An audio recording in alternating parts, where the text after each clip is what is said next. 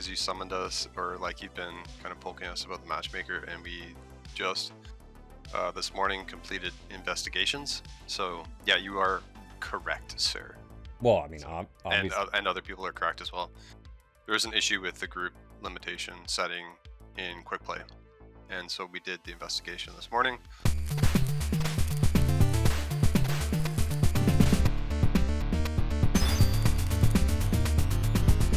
The person who writes the code for the Matchmaker was off sick all last week, so we couldn't investigate until just now. And so Daeron and I had been talking about, do we make a post?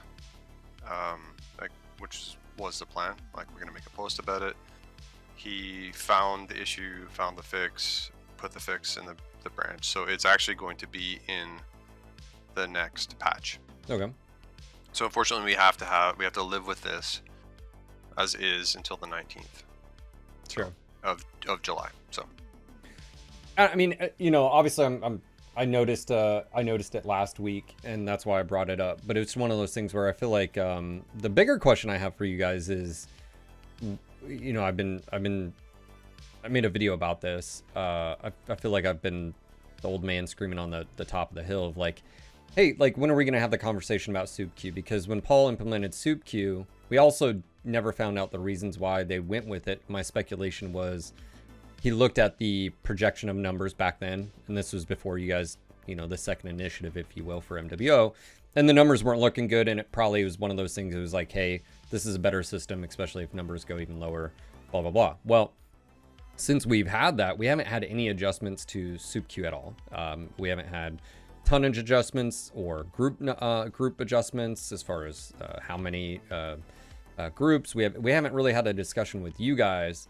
And also too is I feel like that last time we had a discussion as far as event queue, and I was like, well, the priority, if you asked, in my opinion, the community would be Matchmaker and match quality, and but I didn't know if like that's something that you guys are going to look at as far as the the bigger discussion, which is match quality. Outside of just getting groups, I'm actually okay with having multiple groups. The issue I have is, if it becomes unfair, like if you can't guarantee one side a group or the other side, or, and then not all groups are equal or whatever. Anyways, so it's just like that bigger conversation. And I haven't really spoken to like Naveed or Bear or ask them how they feel about it, but I feel like, it's just sort of the elephant in the room as far as like match quality. No one really talks about the impact groups have on matches, but also, is it only a tier 1 problem? Like, I don't know. Like, is it, or is this just the nature of the beast? So I know there was 4 or 5 questions in there. Yeah, there's a lot there. Sorry. We were trying to ambush him, and he ambushed us. What the hell? I know, he got us. What the hell? He just flipped it. Yeah. No. So I'll just, we had on the roadmap Q3 Matchmaker investigations, and certainly event queue hasn't exactly gone the way I'd wanted it to, but the interesting thing about it is all the changes that we've been doing with event queue, and by me saying like it hasn't gone the way I wanted, is we haven't been able to execute on events the way I wanted to, simply because of some of the Matchmaker issues.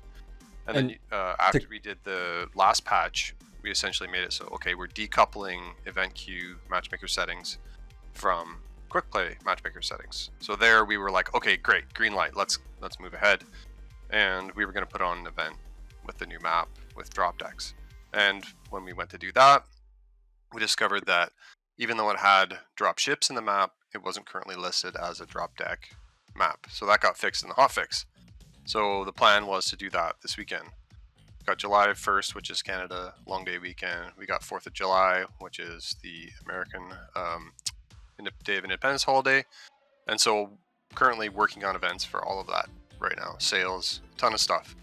And firing up the event queue again. So Daeron and I are like actively talking about these things. So Matchmaker investigation was always a Q3 thing, and today is the day before Q3 starts. Okay. But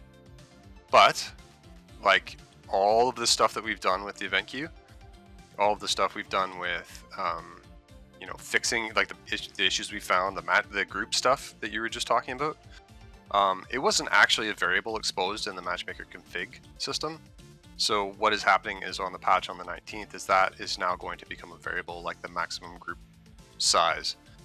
Before it was like the maximum people that could be in a group was 5, meaning you could have a group of 4, you could have a group of 3 and 2, you could have a group of 2 and 2, that kind of thing on either side of the match. Now what we were seeing, or what you guys were experiencing, was like 4-mans and 3-mans, and you rightly pointed that out. And at the time when we were doing the event queue stuff, we hadn't really requested any changes to that stuff, so we didn't know.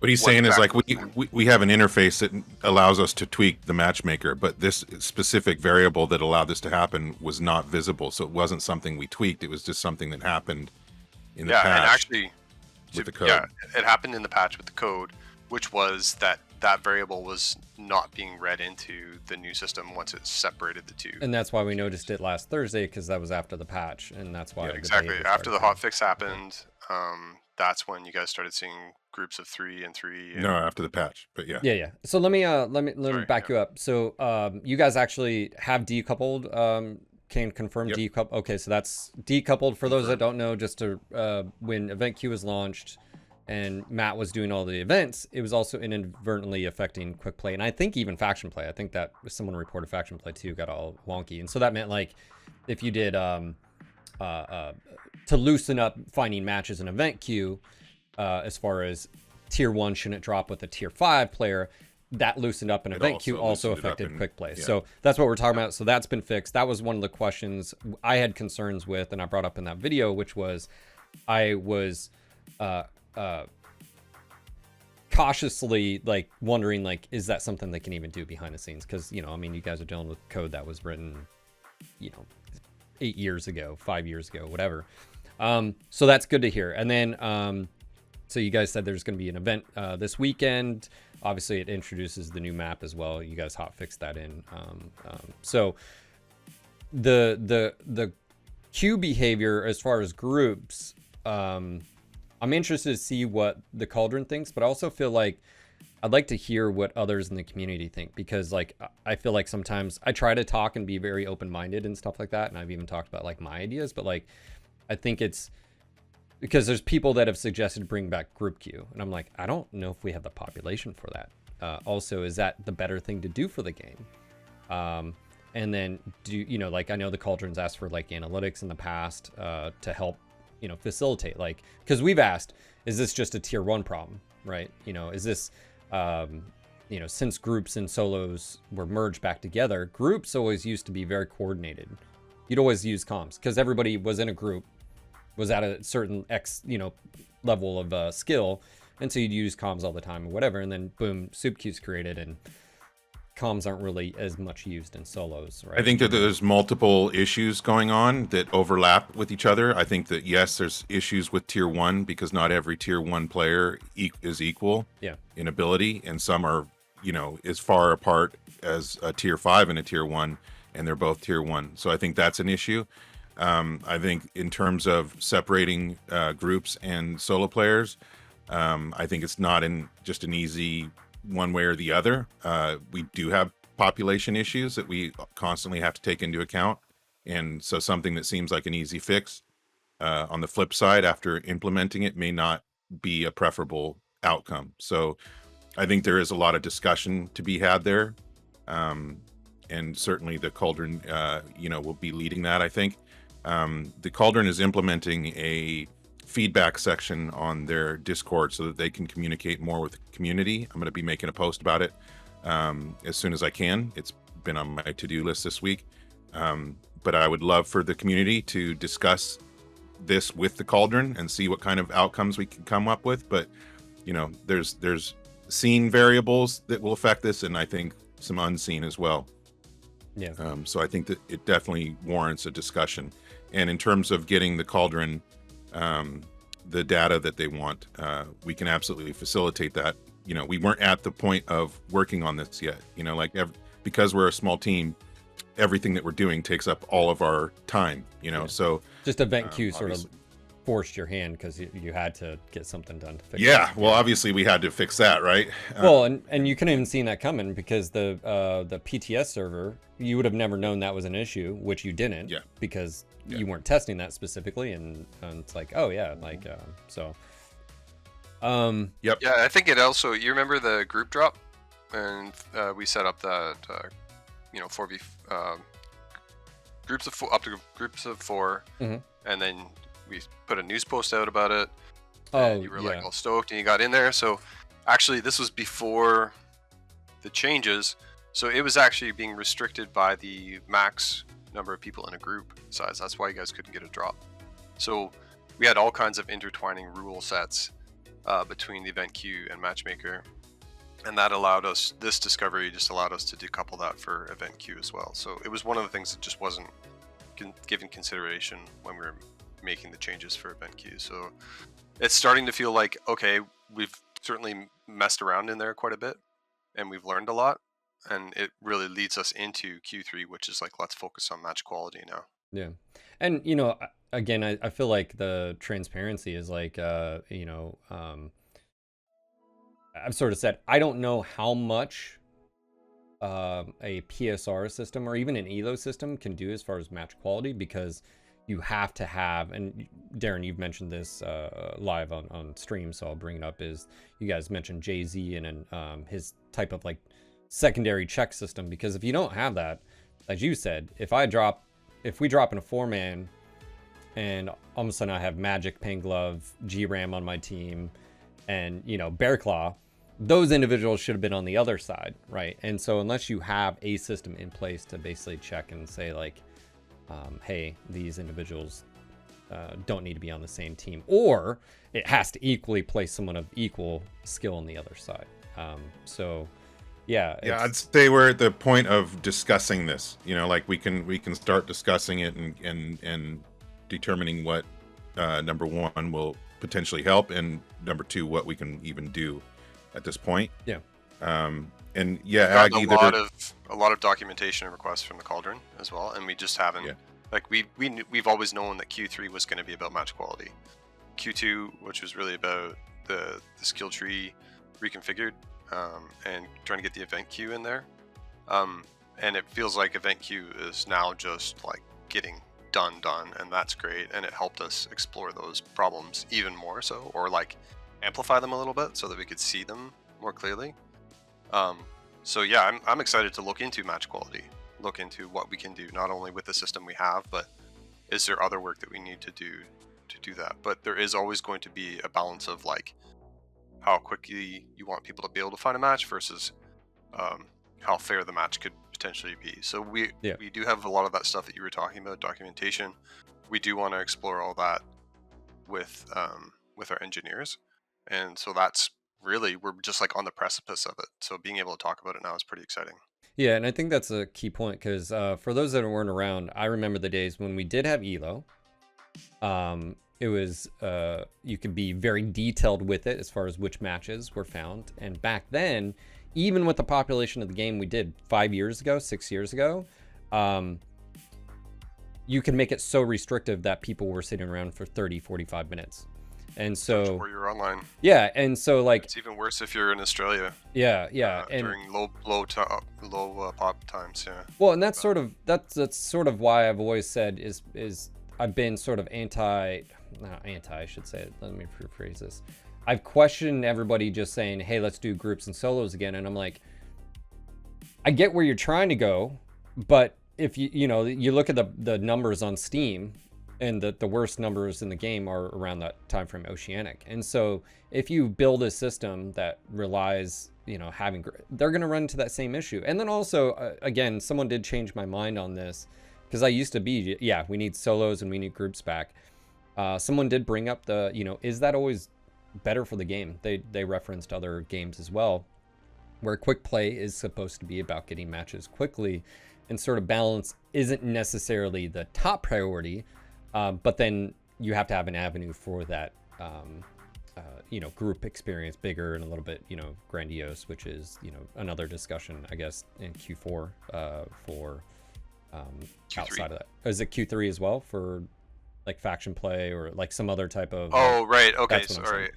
Yeah. Yeah. I mean, that's definitely. We'll see how that shakes out, but it is something that Daeron and I've been talking about as well. So, but I do hate to say this, but I actually have to run. I've got a meeting in 4 minutes, and my kid's getting picked up to go to the beach, so I've got to slap some sunscreen on him in 4 minutes and get back into this meeting. But sounds good. Thanks for the info. Say thanks for the opportunity to pop in. Phil or Daeron can stay and chat if you want, Daeron. Okay. I know we've got work to do, so we got a bunch of events and sales to get ready for this weekend, for the long weekend, and tomorrow's off. So just wanted to say thanks, Phil. Yep.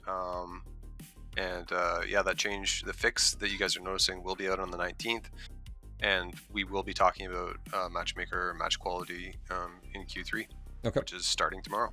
Sounds good. Thanks, man. Cool. All right. Hey, Matt. Talk to you soon. Later. Yep. Yeah, one thing to ask Daeron, I brought up that whole World of Tanks reference. That was one thing. I don't think it's necessary if there's not multiple. Oh, the post-match. Yeah, or even in game where like you can tab and then you could see who is in group or whatever. But I feel like, again, that sort of is the bigger question of, my vision is let multiple groups, 2 to 3 mans in the match. So you could have, 3 mans and then you'd fill in solos or whatever. I just feel like there has to be compromise, sort of like the skill tree, because I don't think splitting groups is out. I don't think it's possible. Again, I don't have the numbers. I'm just speculating here, but also of the compromise factor where, okay, if you are gonna allow that, you got to drop the group size down to like 3. Like it's got, like, I know people are gonna be like 4-man lance and all that. I'm like, yeah, well, you got fucking clans and you're not rolling around in 5-mans right now, so like you can get over it. Like, the issue is we've got a fragile community, like where we can't scare too many people away, because it will have a result for everybody's matchmaking. And for this, for this issue in particular, solos and groups, and even group size going a little bit further from 4 to 3 or whatever. Even if we're going to get kickback no matter what we do here, like people are going to be upset regardless of what we do here, whether we leave things as they are, whether we change things, we're going to have upset people. And so we got to be really cautious and careful about how we move forward on this, to make sure that we, keep the community intact as much as possible and try and implement fixes that at least the majority, like. Me and you have talked about this, and I think we've heard the stats in the past. I remember Russ years ago saying, like, even when we had group size up to 12, he said, I think statistically 4-mans were the most average, even back then. So, like, I think you could argue, like, hey, we want to bring groups down to 3. This is for balance and fun, because fun equals, fairness to some extent, right? If it's in and all that. But I feel like, again, all this, even before you have that discussion, is to decide, do we keep Soup Q? And if we keep Soup Q, do we need to make any adjustments to Soup Q? And that's one thing I've always wondered is, like, I see the game through the lens of a tier 1 player. I don't know if that's necessarily indicative of the entire experience, though. I don't know, because, like, again, watching matches from a new player's perspective, holy moly, is completely different. Like, sure. It's a completely different game. So, like,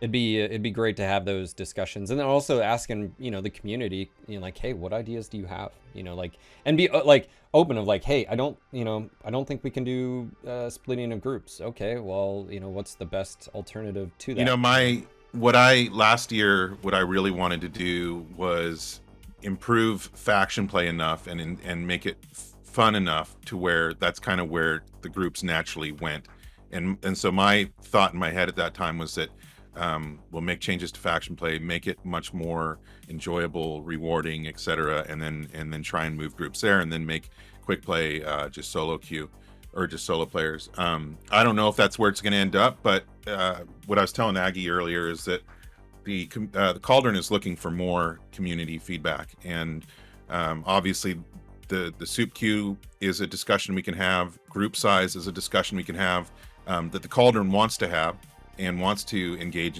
with the community on these things. And then I think also faction play. And what I'm going to basically do is just say, okay, here's where faction play is today. These are the tools that I have available. You know, what can we do? And just start working toward. This is basically all, like Matt just said, third quarter stuff.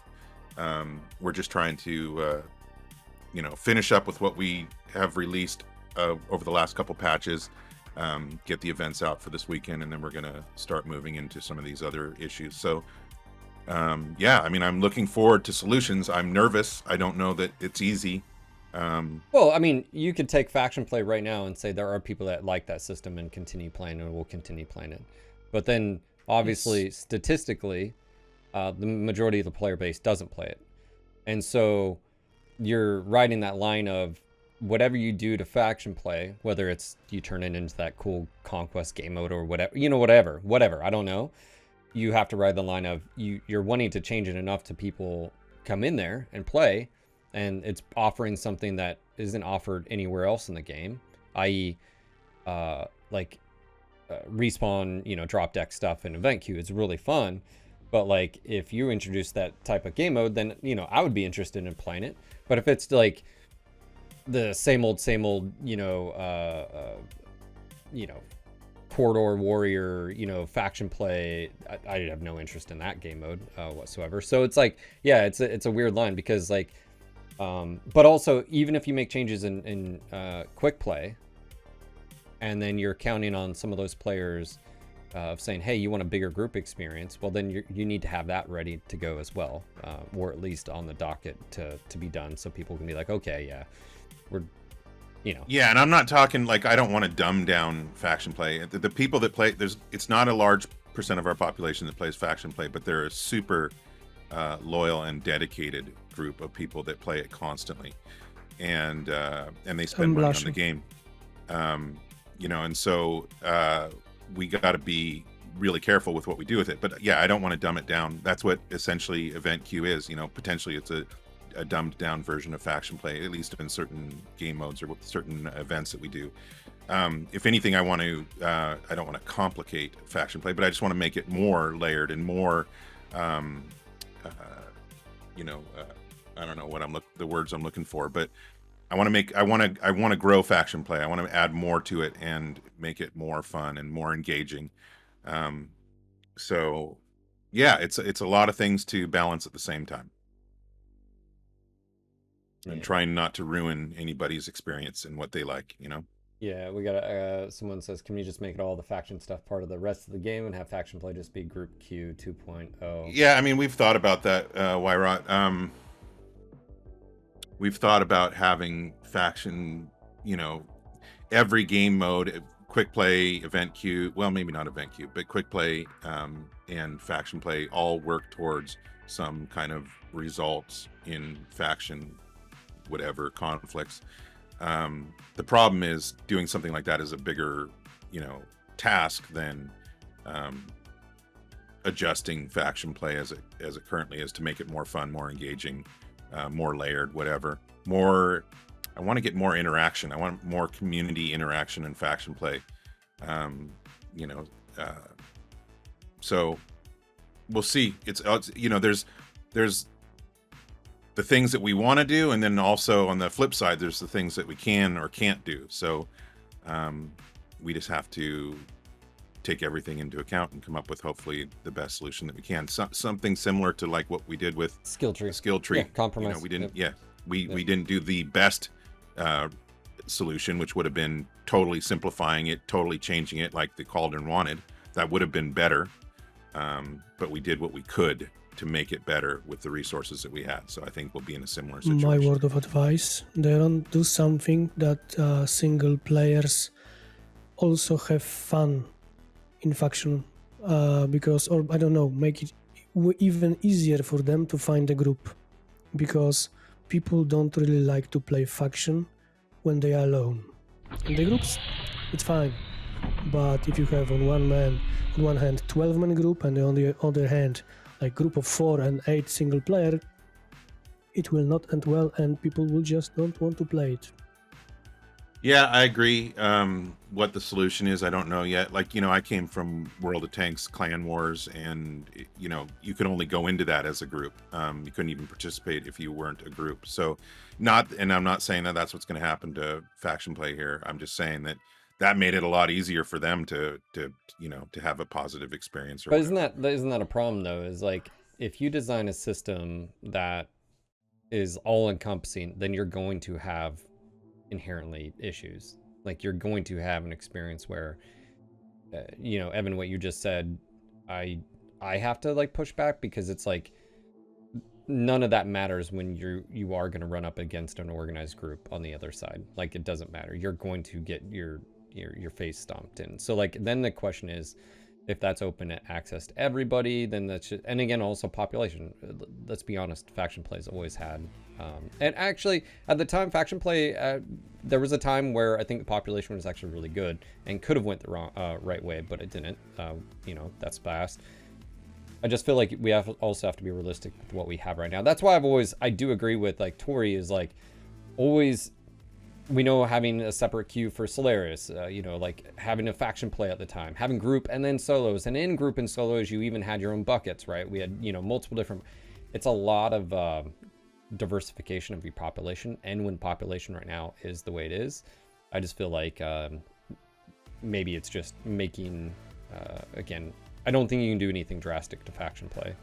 Even though I'd like a new game mode, like I'd like that game mode we've talked about, the Living Legends conquest and respawns and all this in a small economy and whatever, but I don't know if it's practical. Yeah, I mean, that's a big ask, and I would love that too. I'd love to basically just recreate Living Legends in faction play, but I just don't know if we'll get the resources. I mean, right now, here's what I'm just kind of loosely I've been thinking about for months to just make it something more, is to get the community involved. Like, you remember when we used to play Living Legends and we'd live on the forums, and that's where all the, everything took place within the community, right? The community. Yeah, you were talking about like the role-playing stuff where you'd make posts. Role-playing and politics and, espionage and all that shit that was that was community-led. And so every week I sit down and I create the faction play conflicts. And it's just, cut and paste, and I do it every Monday, and I keep doing it and keep doing it and keep doing it. And it's just random. It's just like, okay, well, what planets are available? Who can attack what? But I'd love to make it so that each faction is run by a player group, and whether it's once a week or once a month or whatever, they submit the turns that they want, the planets that they want to attack, or the planets that they want to defend, or whatever it is, and then the conflicts that I create are then driven by the community, and so that every faction has some form of leadership. And then also I want to increase the rewards, so like, and this is all basically going to add a lot of work to my workload, because it's all at least at this point would all have to be done manually, but I'm totally down for it if it's a solution. I don't know if it's going to be enough, but like, I want to create basically seasons, right? So we do faction play for whatever it is. Maybe it's every quarter, whatever it might be, once a month. And I think once a month is too much. I think it needs to go longer so we can have a bigger play out of whatever's the drama that's going to unfold in the inner sphere. But then at the end, I inject things into accounts, so that people get rewards for taking planets or doing whatever. We can set up a whole system of how that plays out. And on the very easy side, that's the kind of stuff that I would like to implement. What I just described doesn't take much, if any, programming whatsoever. And so that's just like the first steps that we can take, and then we can implement more stuff that potentially could take some programming if we can get those resources or whatever, UI work. I would just like to make it more engaging, more player-led, and more meaningful in terms of rewards. And like, if you put out a stellar effort, and this season you guys conquer X amount of planets, and you get a bunch of fucking rewards, and it just makes it more fun and worthwhile. But yeah, I don't know if that's enough of a solution.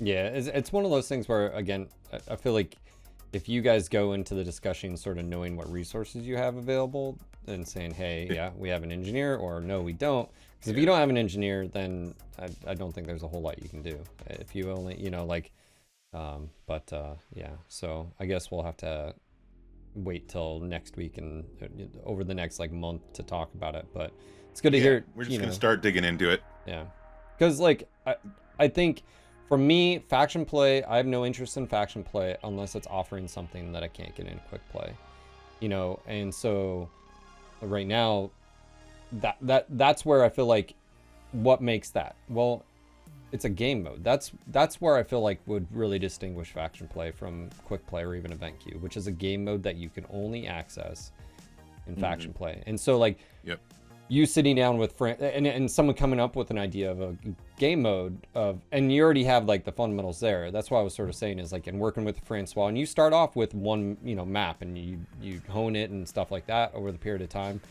and you sort of reorganize. That's how I look at that, is like to bring me over there. It's not about, for me personally, it's not about C-bills. I got enough of those. I don't really care. It's about what am I experiencing.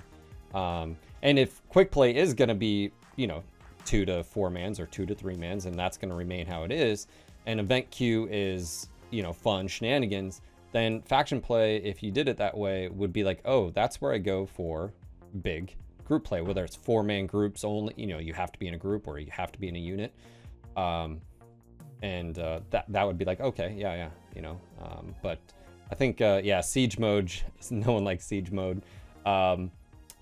You know, and that's what I guess I'm saying is like, if a game mode could be designed that is different and engaging, and it doesn't, like I said, doesn't necessarily have to give me a bunch of C-bills or XP or whatever. It's just, is it freaking fun, right? Like, I think we're at that point, you know, and is the experience, it's the game mode there. And that's what me and sort of Naveed have talked about, which was in faction play was never designed, the game mode wasn't designed with the experience at hand. Like, you know, what is this? It was just like, and yeah, that's something we've talked about, but yeah.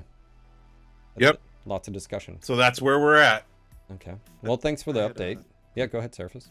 I just had a thought. Daeron, have you guys considered using what you're doing with the event queue as a way of making faction play seasons more unique by having possible mech and or equipment restrictions in the faction play seasons?